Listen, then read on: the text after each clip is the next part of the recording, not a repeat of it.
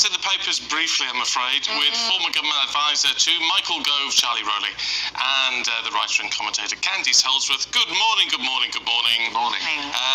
Charlie, the Telegraph says autumn general election. It's a goer. Yes, and sunny is if you're a gambling person. May, I still say No, May. I've said November from the start. Have you? Why would you go early? What would the benefit in going early be? Well, I think it's that dead cat strategy when you sort of throw a dead cat on the table, and it sort of it shocks the country into actually now having to think about it seriously after months of politics that this country's had to go through. People now will have to be focused the mind. Do they actually want a Labour government? What do Labour stand for? Do they actually want to vote for reform if it lets Labour in through the back door? Can the Tories have a strong message that they can just continue to govern if they get elected? So but I think there are lots of people telling the Prime Minister, don't go early now.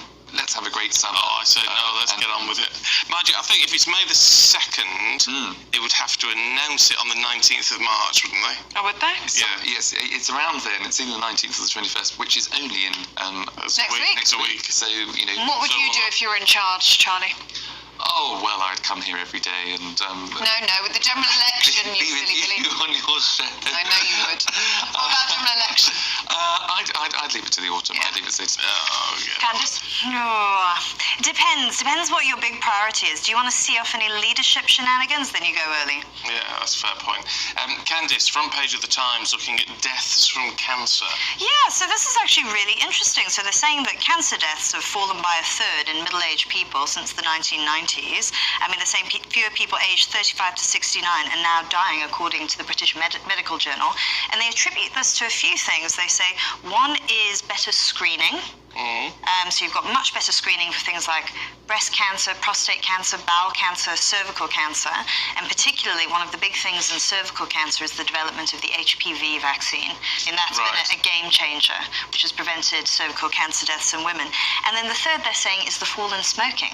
Fewer people are smoking now, which is connected to lung cancer deaths, and I think other types of deaths. In some instances it can be linked to bowel cancer deaths, though not all. I think some of that's just genetic.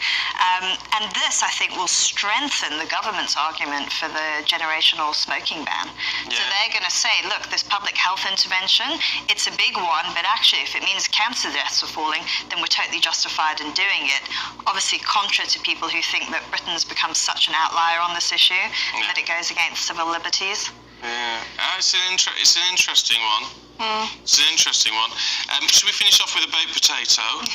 Charlie? Yes, well, this is a school in Southampton where a head teacher has had to apologise to the parents of pupils who are receiving this less than edible, it looked to me, meal. The head teacher was saying that, with all the constraints that they think they've had, he'd never give anything to his kids that he wouldn't give to the kids in his school, but he said this was totally unacceptable because the catering contract that they have, and the caterers delivering something that is clearly disgusting. What was wrong with it? They couldn't bake a potato. Just It looked foul. I mean, the pictures looked absolutely foul. I would not want my kids to eat that food. I mean, our WhatsApp group for my child's primary school is dominated by discussions about food. If you want to get the WhatsApp group going, the parent WhatsApp group going, talk about what the kids had for lunch that day. Really? Yes. Some of it doesn't look Parents too get bad. outraged about it. Oh, right. What's wrong with sandwiches?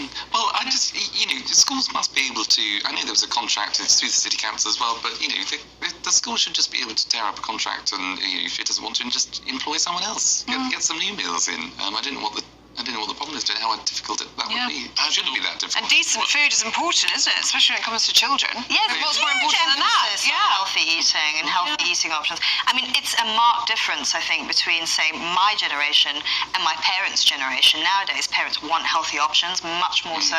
Yeah. All right. We've got to leave it there, Charlie. Candice, thanks very much indeed. Thank you. Here's Alex with the weather.